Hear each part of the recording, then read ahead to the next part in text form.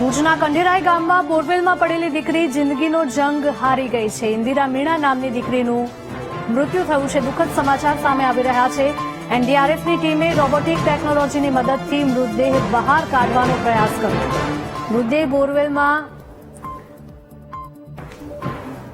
ફૂલી ગયો હોવાથી બહાર કાઢવામાં મુશ્કેલી પડી રહી છે.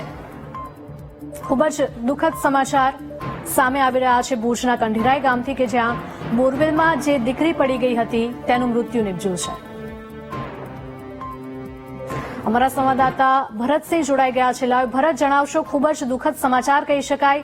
આ ઘટના પહેલીવાર નથી બની, આની પહેલા પણ આવી ઘટનાઓ બની છે. બોરવેલમાં બાળકીઓ પડી ગઈ અને તે જિંદગી સામેનો જંગ હારી ગઈ હતી. વધુ એક દીકરી બોરવેલમાં પડી ગઈ હતી. ખૂબ જ મહેનત કરવામાં આવી, પરંતુ આ દીકરીનું આખરે મૃત્યુ નિપજ્યું છે.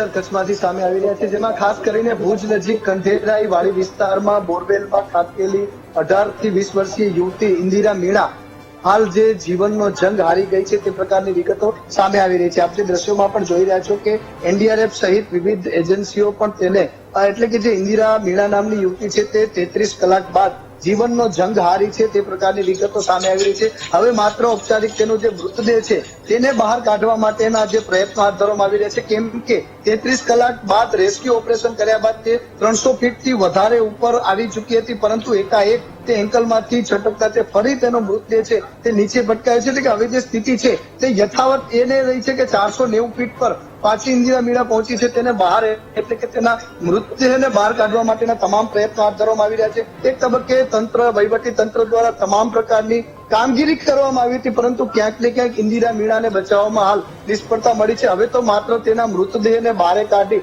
અને તેના પરિવારને સોંપવા માટેની તમામ તૈયારીઓ કરી લેવામાં આવી છે, પરંતુ ક્યાંક ને ક્યાંક આ કચ્છની દીકરી, આ યુવતી ચોક્કસથી જીવનનો જંગ હારી ચૂકી છે. જી બિલકુલ ભરત, આભાર.